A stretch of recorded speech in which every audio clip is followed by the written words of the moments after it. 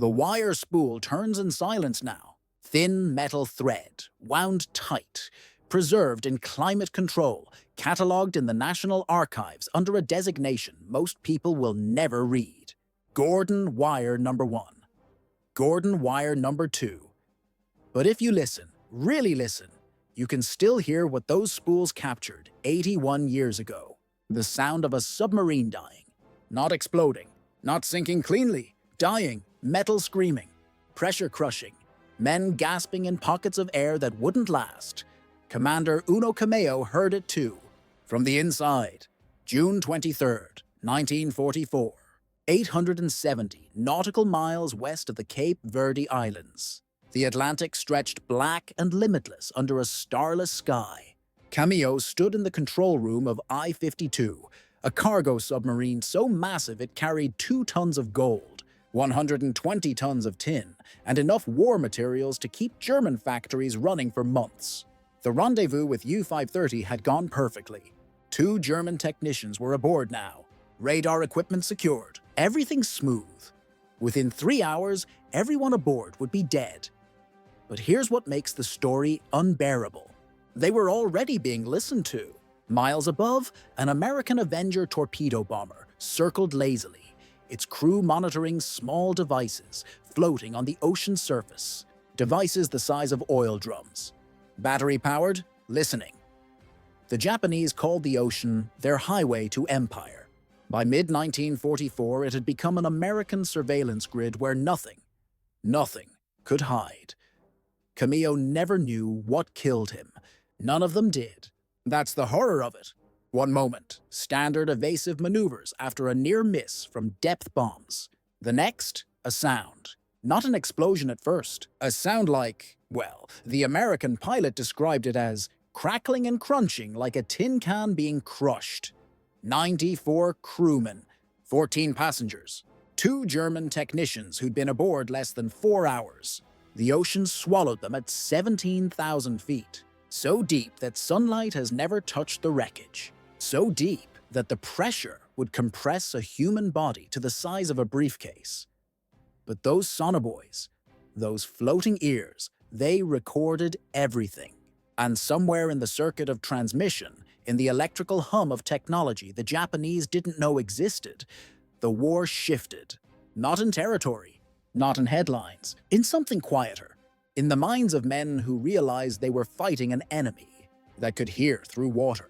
Let that sink in for a moment. Hear through water. The Japanese submarine force that slipped into Pearl Harbor's approaches in December 1941 was extraordinary. 70 ocean-going submarines, some of the most advanced underwater vessels on the planet. The I-400 class, 400 feet long, 5,900 tons submerged, remained the largest submarines built until nuclear vessels appeared in the 1960s. They could circumnavigate the globe 1.5 times without refueling. 37,500 nautical miles. They carried 3 floatplane bombers in a watertight hangar. They could theoretically strike New York City, or the Panama Canal, or anywhere. The engineering was breathtaking. Trim systems for submerged loitering, demagnetization cables to protect against magnetic mines, anechoic coatings designed to absorb sonar pulses. These weren't just submarines. They were underwater battleships, and the men who operated them. Years of training, discipline, confidence earned through competence. Commander Tatsunosuke Ariazumi, who'd later lead operations, was considered one of Japan's finest underwater tacticians. His crews knew their boats intimately. Every valve, every angle, every sound their submarine made in calm water versus rough seas. They had every reason to believe they were the best. Early victories reinforced that belief. Pearl Harbor reconnaissance, fleet support operations, successful attacks on Allied warships. The Pacific was vast, and Japan had ruled its waters for decades. The submariners moved through it like lords through their own estate. But there was a problem they didn't see coming. A philosophical difference that would prove catastrophic. While Japanese submarines hunted American aircraft carriers, high-value military targets, prestigious kills, American submarines were doing something far more brutal. They were hunting merchant ships, tankers, freighters, cargo vessels. The unglamorous, unheroic work of strangling an economy.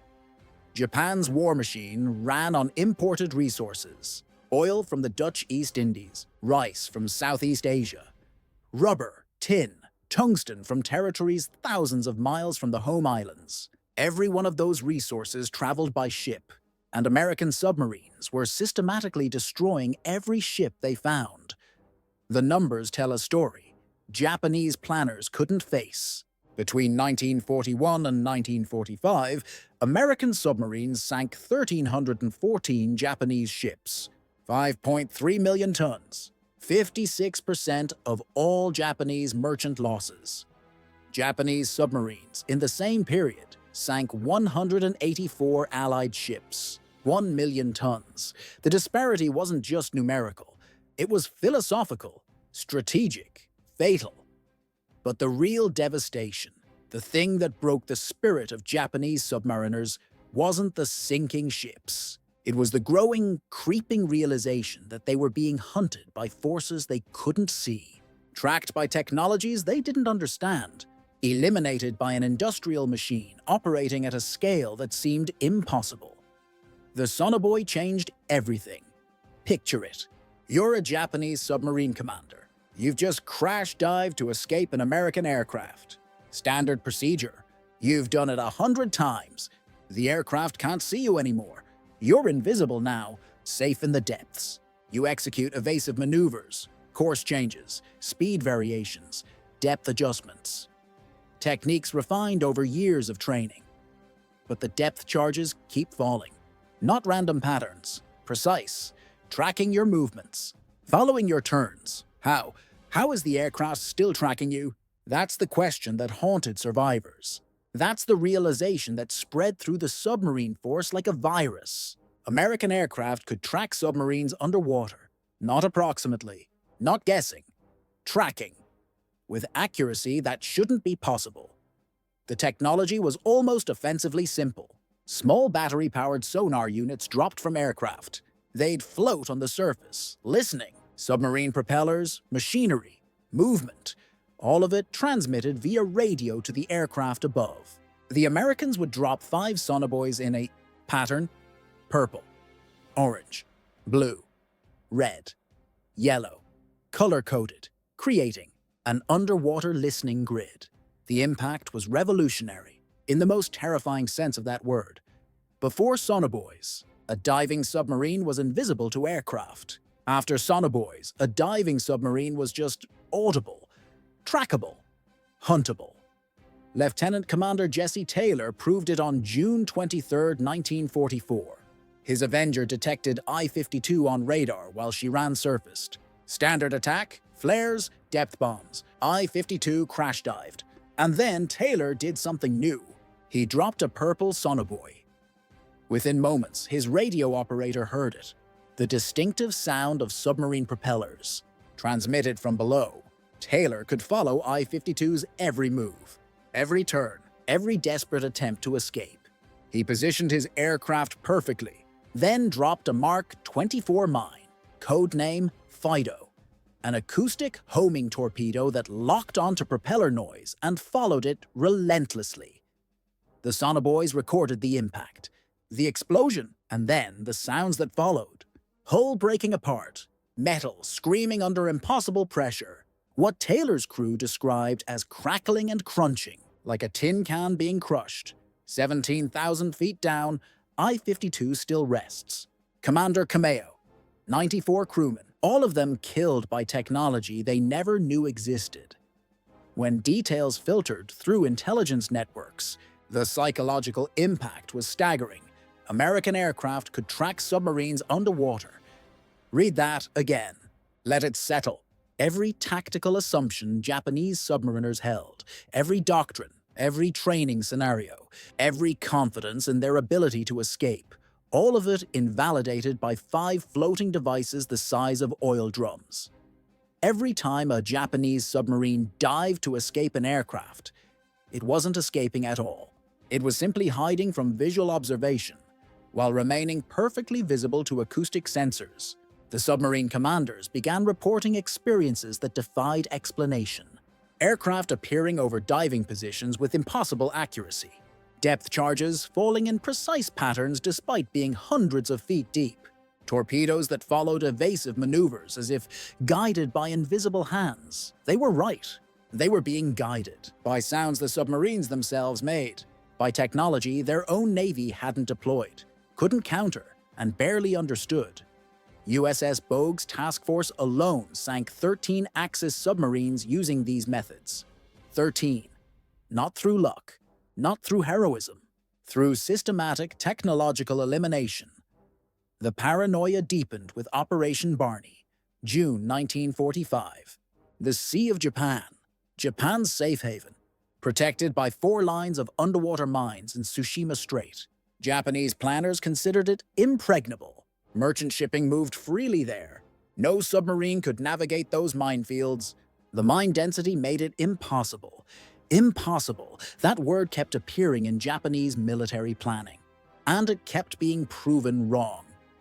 9 American submarines entered Tsushima Strait on June 4th, submerged. Navigating through minefields the Japanese had spent years laying. They used FM sonar, technology developed specifically to detect underwater obstacles. It emitted a distinctive chime whenever mines were detected. American submariners called it Hell's Bells. The technology allowed submarines to map entire minefield patterns in real time, identify safe passages, navigate through barriers spaced sometimes only 50 yards apart. After 20 hours underwater, 20 hours, all 9 submarines emerged safely into the Sea of Japan. The hunting was spectacular. Between June 9th and June 24th, those 9 submarines sank 28 Japanese ships. 54,786 tons. They operated with impunity, surfacing at night to charge batteries, submerging during the day to attack shipping that believed itself absolutely safe. Japanese Naval Command was stunned. Intelligence reports began flowing and describing submarine attacks inside the Sea of Japan. Inside, their most heavily defended waters. Survivors reported American submarines operating freely, attacking at will, escaping without difficulty. The one psychological blow was immense. If American submarines could penetrate the most heavily defended waters, if they possessed technology that could navigate through minefields that had taken years to lay, then nowhere was safe. The ocean itself had become enemy territory. Japanese submarine commanders operating in these waters understood immediately. They were being hunted by forces possessing technological capabilities Japan couldn't match. Every patrol became an exercise in survival rather than combat. Effectiveness. But the technology gap went far beyond. Sonar American submarines had radar sets that could detect surface contacts at ranges exceeding 20 miles. Japanese submarines didn't receive radar until June 1944, halfway through the war, and even then, only in limited quantities with performance inferior to American systems. This meant American submarines could detect Japanese vessels long before being detected in return, could track targets from beyond visual range, could position themselves for attacks with information advantages Japanese commanders couldn't counter. And then there was Ultra, the code-breaking operation that decrypted Japanese naval communications. American forces knew Japanese submarine schedules, patrol areas, supply routes, and operational plans, often before Japanese submarines received their orders. Think about that. You're a submarine commander.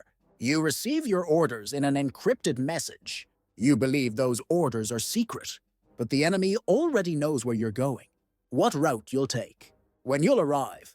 They're waiting. Combined with radar and sonar superiority, this meant Japanese submarines were operating in an ocean where the enemy knew where they were going, and what technology could track them getting there. Lieutenant Commander Nukio Nambu, commanding I-401, later described the feeling to American interrogators as being constantly watched, constantly tracked, never safe. Even when submerged in empty ocean, the paranoia wasn't unjustified. It was accurate assessment of reality, the industrial disparity, manifested in ways that shocked survivors who saw American facilities after surrender, while Japan struggled to maintain 70 operational submarines throughout the war. America built 314 submarines between 1941 and 1945. 314. Replacing losses faster than combat could inflict them. Mare Island Naval Shipyard in California, Electric Boat Company in Connecticut, Portsmouth Naval Shipyard in New Hampshire. These facilities operated around the clock, launching fleet submarines at intervals Japanese yards couldn't approach. A single Gato class submarine required approximately 140,000 parts, manufactured by contractors in 32 states. 32 states. The supply chain never faltered. When submarines needed repairs, spare parts were available immediately. When submarines were lost, replacements arrived within months. Japanese submarines damaged in combat often waited weeks or months for repairs. Parts shortages, maintenance facility overload, industrial bottlenecks that American forces never experienced. The torpedo situation exemplified the gap. American submarines began the war with the defective Mark 14 torpedo. Depth control problems, magnetic exploder failures, contact detonator issues. For nearly 2 years, American submariners fought with weapons that frequently failed to explode or ran at incorrect depths. This should have been Japan's opportunity, but instead, American submariners themselves identified the problems, conducted their own testing, implemented fixes despite resistance from the Bureau of Ordnance. By September 1943, the Mark 14's defects were corrected. Simultaneously, the electric Mark 18 torpedo entered service. No wake, no warning. And the Mark 24 mine, Fido, could be dropped from aircraft and would autonomously track submarine propeller sounds until impact. Japanese forces never developed equivalent weapons. Japanese torpedoes were reliable but offered no technological advantages. More critically, Japanese industry couldn't produce them in quantities approaching American output. American submarines carried 24 torpedoes on patrol. They fired them freely, knowing resupply was guaranteed. Japanese submarines carried fewer torpedoes and were constrained to fire conservatively due to limited availability. The cumulative effect created a mathematical inevitability that Japanese submariners gradually understood. Every patrol, every encounter, every narrow escape from American anti-submarine forces reinforced the same lesson. The ocean belonged to America now. American submarines sank an average of 1 Japanese ship per day throughout 1944. 1 per day in that single year. 492 Japanese merchant vessels, 2.3 million tons, were destroyed by submarine attacks. Japanese merchant marine capacity, which stood at approximately 6 million tons in 1941, had fallen to 2 million tons by August 1945. Only 320,000 tons in condition to carry cargo. The destruction wasn't just a military problem, it was economic strangulation.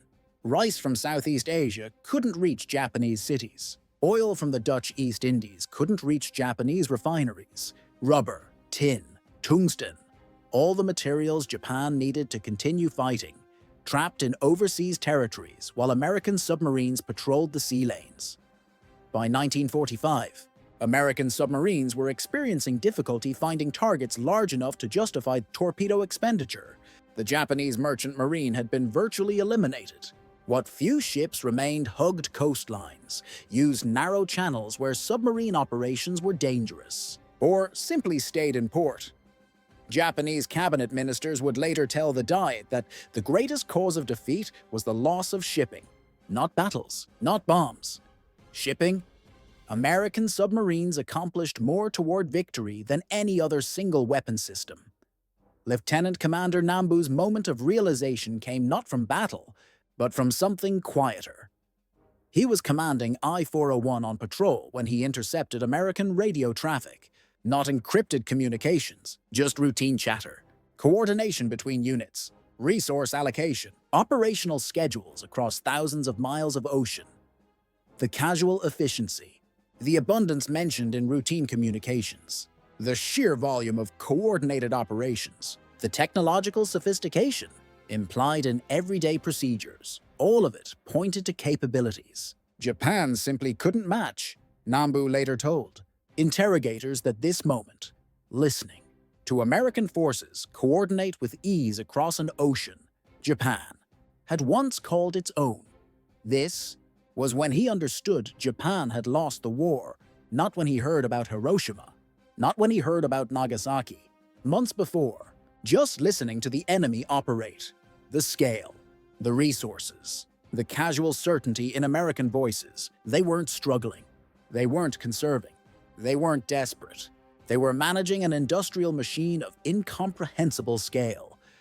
When I-400 and I-401 surrendered in August 1945, American sailors who boarded them were astounded. These submarines were longer than American destroyers, displaced more tonnage than anything in the American submarine fleet, possessed capabilities that seemed futuristic. They could carry 3 aircraft. They could strike targets on the other side of the world. Yet they had accomplished nothing operationally.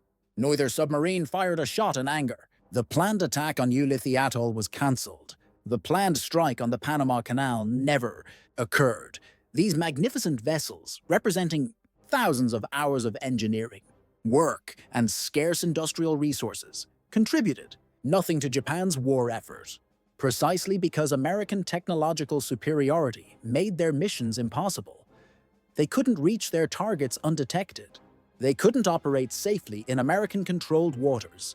They couldn't survive the hunter-killer groups, the sonobuoys, the radar, the acoustic torpedoes, the systematic anti-submarine warfare systems that American forces had perfected. Captain Ariazumi, developer of the I-400 program and one of Japan's most experienced submarine officers, committed suicide aboard I-401 rather than face surrender. He understood what many Japanese naval officers were beginning to accept. Japan had challenged an industrial power whose technological capabilities exceeded anything Japanese planners had anticipated. American examination of captured Japanese submarines revealed impressive engineering and critical weaknesses. The hulls weren't as strong as German or American designs, limiting safe diving depth. The submarines were easy to detect on sonar, their large size creating acoustic signatures American operators could identify from miles away. They lacked radar until very late in the war.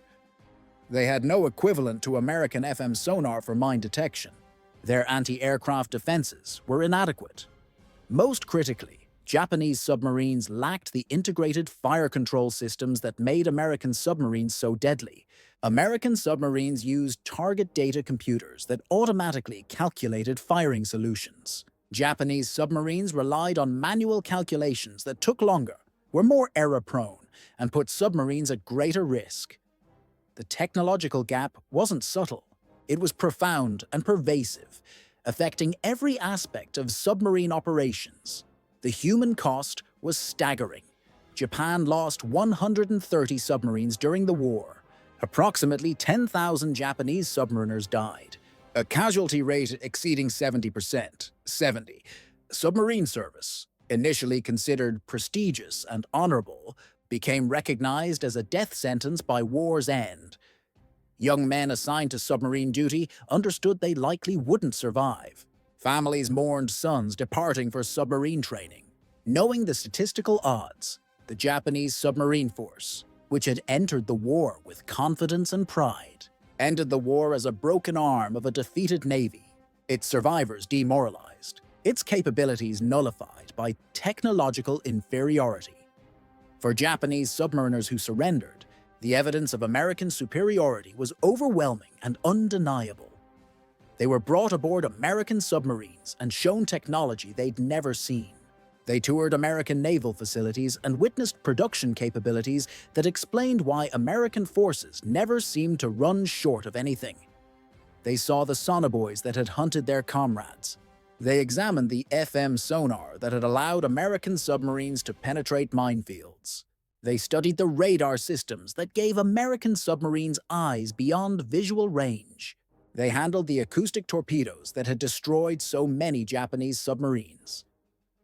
Lieutenant Commander Nambu was given a tour of USS Segundo by Lieutenant Commander Stephen Johnson. Nambu examined Segundo's radar, her sonar systems, her fire control computer, her torpedo loading mechanisms. Everything was more advanced than equivalent Japanese systems. More importantly, everything worked reliably. Equipment didn't break down. Systems functioned as designed. American submariners operated their boat with casual confidence that came from knowing their technology was superior and their support was guaranteed. Johnson's crew had survived 9 war patrols, sank Japanese vessels, evaded enemy anti-submarine forces, expected to survive the war. Japanese submariners had no equivalent confidence. They operated knowing American technology could find them, track them, kill them. The psychological burden was immense. Vice Admiral Charles Lockwood, commander of Submarine Force Pacific, made a point during the surrender ceremony on September 2, 1945. He had his flag hoisted aboard, I-400 and I-401. The symbolism was clear. American submarines had defeated Japanese submarines through technological and industrial superiority. When I-400 and I-401 were taken to Hawaii for examination, Japanese crew members accompanied them as technical advisors. They watched American engineers disassemble their boats methodically, photographing every component, measuring every dimension, documenting every system. The Americans were thorough, professional, impressed by some aspects of Japanese engineering, but not intimidated. They had defeated these submarines not through superior seamanship, but through superior science, engineering, and industrial capacity. The final revelation came in mid-1946. I-400, I-401, and other captured Japanese submarines were taken to sea off Hawaii and deliberately sunk as target ships. The decision was partly driven by Soviet demands to examine the submarines. American forces refused, so they destroyed them. But the symbolism resonated. Japan's finest submarines, vessels that represented Japan's technological apex, vessels that could carry aircraft across the Pacific and strike American cities, were destroyed casually, their destruction barely noted in American records. For Japanese submariners who learned of this decision, the message was clear. America had built technology that made Japan's best submarines obsolete. The vessels that had once represented Japanese naval power were reduced to target practice. The ocean had never truly been Japan's. It had simply taken time for American technological and industrial superiority to manifest fully. The recordings of I-52's destruction still exist, preserved on wire spools. Modern analysis by Johns Hopkins University Applied Physics Laboratory confirmed that acoustic homing torpedoes guided by sounds transmitted through sonobuoys destroyed I-52. Conclusively, the technology that killed Commander Kameo and his crew in June 1944 represented capabilities Japan never matched. Throughout the war, those same capabilities, refined and improved, became standard in modern navies worldwide. Sonar, radar, acoustic torpedoes, all evolved from technologies that shocked Japanese submariners in 1944 and 1945. The lessons learned by Japanese submariners spread through post-war Japan as survivors returned home. Many wrote memoirs describing their shock at American technological capabilities. Others gave lectures to Japanese self-defense force personnel about the importance of technological parity in modern warfare. The conclusions were unanimous. Technological inferiority, industrial weakness, and strategic misuse had doomed Japanese submarines from the start. No amount of courage, skill, or determination could overcome the fundamental asymmetry in capabilities. The economic miracle that transformed Japan in the 1950s and 60s was partly informed by lessons learned during the war. Japanese industry focused on technological excellence, quality control, and competitive advantage rather than size or grandeur. The I-400 submarines had been impressive but ineffective. Post-war Japan built smaller, more reliable, more technologically advanced products. Sony, Toyota, Honda, Companies that became global leaders learned from military failures during the war. Former Japanese naval officers, including submarine veterans, took positions in these companies and influenced their development. The lessons of American technological superiority during the war shaped post-war Japanese industrial philosophy. By the 1980s, Japan's submarines were among the world's finest, incorporating lessons learned through painful defeat. The submariners who had been hunted by American sonar now built submarines using equivalent technology, having learned through defeat what victory had taught their former enemies. The wire spool turns in silence now. Gordon Wire Number 1. Gordon Wire Number 2. Preserved in climate control, catalogued in the National Archives. If you listen, really listen, you can still hear what those spools captured. The sound of a submarine dying, metal screaming, pressure crushing, men gasping in pockets of air that wouldn't last. Commander Camillo heard it from the inside. But here's what haunts the recording. It wasn't just one submarine dying, it was an entire Navy's confidence breaking apart. It was the realization, spreading through the fleet like a slow poison, that the ocean was no longer theirs. The Americans could hear through water. And once you understand that, once you truly understand what that means, you understand everything that followed. The losses, the desperation, the final surrender, all of it was inevitable from the moment those Sonar Buoys hit the water. The ocean belonged to those who controlled the technology to master it. Japan learned that lesson through defeat. They carried it into post-war reconstruction. They influenced Japanese industrial development for generations. The submarines that once represented Japanese naval power now rest as museum pieces or lie on ocean floors, monuments to engineering skill rendered obsolete by superior technology. But the crews who operated them learned lessons that shaped nations. Lessons about technological competition, about industrial capacity, about what happens when engineering excellence meets overwhelming systemic advantage. Long after the war ended, long after the last submarine surrendered, the lesson remained. Written in wire recordings, preserved in survivor testimony, embedded in post-war industrial philosophy. The ocean doesn't belong to the brave. It belongs to those who can hear through water, who can see through darkness, who can build faster than the enemy can sink. Commander Camillo never knew what killed him, but his death taught a generation what victory looks like when technology tips the scales. The wire spools still turn, still preserve those final moments, still teach the same lesson to anyone willing to listen. The ocean betrayed them, not through storms, not through chance, through science, through industry, through technologies they never saw coming. And in the silence between the crackling and the crushing, in that final moment before the pressure won, maybe they understood. Maybe they knew the war was already over. They just hadn't stopped fighting yet.